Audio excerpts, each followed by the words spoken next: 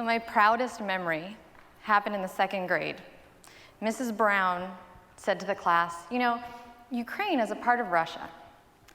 And at this point, I usually kept a low profile because I didn't speak English very well, but I don't know what happened to me. This heat just rose up in my little 8-year-old body, like someone had just turned up the heat, and my hand shot up. I said, excuse me, but actually Ukraine is not a part of Russia. They're 2 separate countries. And I knew this for a fact because my family had just moved from Ukraine to the US the year earlier. So I was definitely right. So Mrs. Brown, she gets this facial expression. I don't know if she was embarrassed or if she was annoyed, but I was just savoring that facial expression because it meant that she was wrong and I was right. So she tells me, all right, come up. So I came up to the front of the board. I rolled down that map that extends from the blackboard, and I actually stood up on a chair in front of everyone. I showed them Russia and Ukraine, 2 separate countries. It felt great. And after that, I had a lot of other experiences of being right. Just ask anyone I ever dated. And you know, my school system really prepared me, trained me in the art of being right. So to get a good grade on my tests, I had to be right. Even our language trains us to value rightness and certainty. So I know you like words because I watched you say a lot of words really fast earlier, so I'll show you some more words. These are some synonyms in the English language for people who are certain. And these are some words that describe people who are uncertain. Just take that in for a moment. And which of these would you invite over to dinner? And these people over here, the certain folks, they sound strong. These guys over here just seem kind of like, look at that, yo-yo, wishy-washy. So that's something really powerful that sticks in our brains. Even if you think about sound, I want to try this. Make the sound right now as though we were on a game show that represents being right. Go. Oh, that's a unique one. Okay, so I've got hoo-ah, yeah? And ding, ding, ding, ding. Now everyone make the sound that represents being wrong. Doesn't that sound bad? So I wish I could tell you my first memory of being wrong, but I don't have it.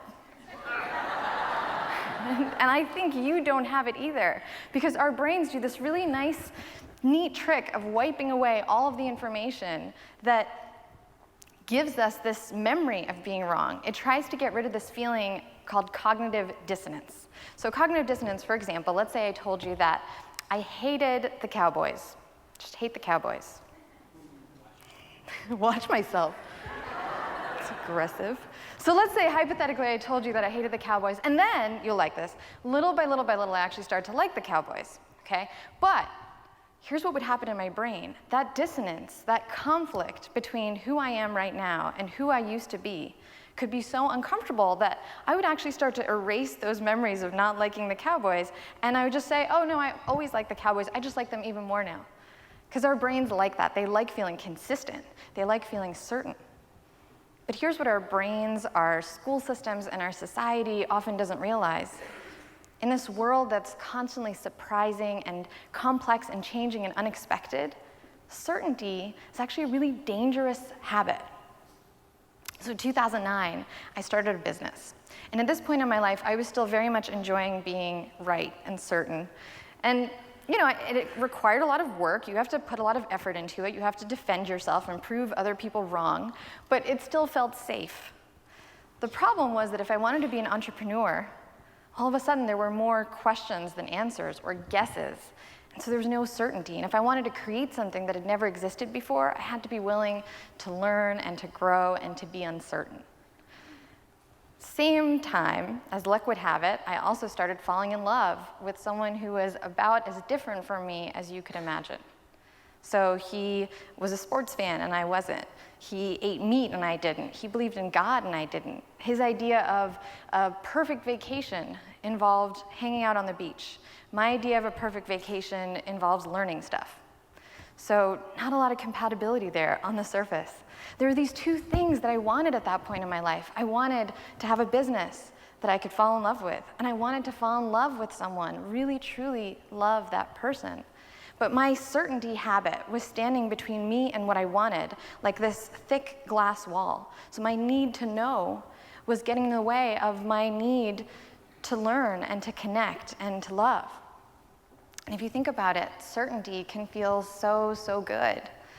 But certainty is also the thing that gets people to fight with one another, with their families, with their friends, gets entire countries to fight each other.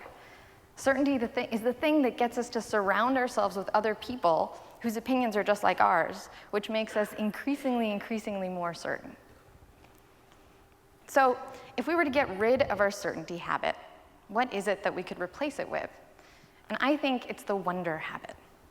I became so interested and fascinated by this idea that I spent the last 7 years studying the psychology of wonder, uncertainty, and surprise, and learned a lot of interesting things along the way. One of them that I'm still kind of digesting is that curiosity and wonder are two very different things. And I know I'm actually like kind of scared to say this because I feel like among the TED community, curiosity is seen as this really powerful thing, and it is, but it often gets in the way of wonder.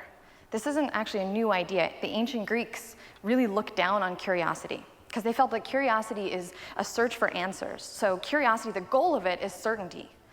With wonder, you can just sit and marvel at the possibilities. You actually sit and contemplate a question. And with curiosity, you're constantly focused on something that's new and unusual. But with wonder, I love this quote, wonder, the thing that's most usual actually becomes unusual. So if you experience really deeply that feeling of wonder, you start to think about the things in your life that are really certain, and you actually start to find the uncertainty within them. Research shows that wonder intensifies our emotions, and a really intense form of wonder called awe slows down our sense of time, it elevates our mood, and it makes us more willing to help others. So long after my debate about geography with Mrs. Brown, I eventually learned to kick my certainty habit and replace it with a wonder habit. So every single time almost every single time, I would get that urge to just jump to a conclusion and try to prove someone wrong. Instead, I would try to wonder. And every time I felt that like terror in my stomach of uncertainty, I would just say, I wonder, until I really did start to wonder. And that feeling of not knowing started to feel delightful because it made the world just large and mysterious and full of magic and possibilities. So throughout your life, you're going to have this pressure to know. And you saw that vocabulary list. That's the world that we live in, and that's the society that we live in. So you'll have this pressure to know, to be certain, to make up your mind and stick to it, especially if you go into politics. It doesn't look good if you change your mind. But my advice, and keep in mind that I might be totally wrong, but I think that you're already really good at knowing. And I think now is the time for all of us to get better at not knowing. So how do you develop this wonder habit that I'm talking about? I want to share 4 tips for how you can start to develop your wonder habit right away. Starting with tip number 1, advertise uncertainty. So let's try this right now. Raise your hand if you're feeling uncertain about what you should be doing with your life. Oh, that was easy. Okay, keep your hand up. Raise your hand if you're uncertain about your career. And keep your hand up before, so I'll see if I can make everyone uncertain. Raise your hand if you're uncertain about something in your relationships. Got a lot more hands for that one. Okay, raise your hand if you're uncertain about what you're gonna eat later today. Okay, all right, pretty good. You can put your hands down. So just like that, I'm not saying like walk around with your hand up all the time, but show people. I mean, you are some of the bravest individuals out there. And usually what individuals like you model is knowing, is confidence, is certainty. People are always like, ooh, how'd you get so certain? Show them that actually there's wisdom in wonder, that it's totally okay for someone to ask for your opinion, and you're like, I don't know, I'm thinking about it. Number 2 is engage in reverse debates. A reverse debate works like this. You find someone who's as different from you as possible, so who disagrees with you, and then you try to score points by agreeing on as many things as you can. So imagine if this happened in the presidential debates. I would love to watch that. Number 3 is don't Google away wonder. You already know what I mean. So next time you have this question hit you, just for 5 minutes, I'm not saying never Google. That would be impractical. But for just 5 minutes, just sit there and let your curiosity, that search for an answer, actually turn into wonder. And just sit there and be okay with not knowing. And then count down, and then you can go online and find out what other people have to say. And then number 4, and this one is actually the most powerful one, is develop question agility. One of the things that my company LifeLabs has done is we've researched people who are nominated by their peers as the most inspiring and motivating. And what's interesting about these people is that they don't give better answers than other people. They ask better questions than other people. And here's the important part, though. They have to be willing to ask questions that have no easy answers. So the point of the question is not certainty. The point is wonder. And the other thing is you have to have question agility, which means that if you're always asking the same kind of question over and over and over, that doesn't work to extract new and different kinds of thinking from the world. So the idea here is just to be flexible with your question skills. So here are some of the questions we've collected from some of the best question askers. I want to give you all an opportunity to increase your own question agility right now. So either drawing from this list or using any questions that have popped into your mind as you've been watching these incredible talks, I want you to write down one question that you would like to ask more often. And you can do that by either ripping out a sheet from your notepad, write it clearly enough that someone else can see it. So you're going to rip out a sheet from your notepad, or if you don't have a notepad, raise your hand, and a volunteer will just swoop to your side and give you paper.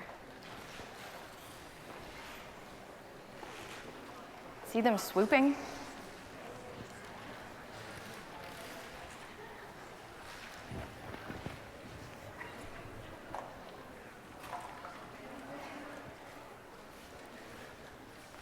All right, I'll give you 10 more seconds. You're writing down one question that you would like to ask more often.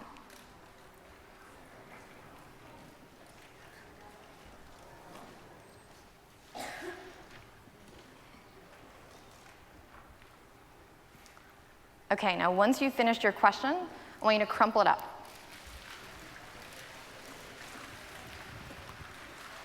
We're going to do a little experiment designed by my colleague, my fellow researcher in Surprise and Wonder, Leanne Renninger.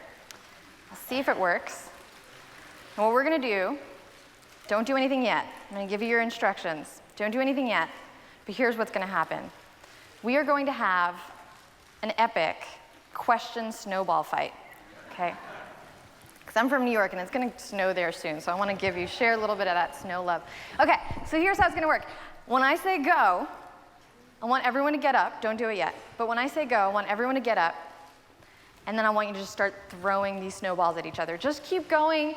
Let it just go into your wonder mode and start throwing snowballs at each other. Whenever you have to go, before you go, listen up because this part's really important. Before you go, I want you to grab a snowball and keep that snowball. That is the question that fate has chosen for you to ask at some point within the next week, okay? So this is your, you can think of this as your wonder ball. This is your opportunity to build that wonder habit. Okay. Everyone, please stand up. On your mark. Get set.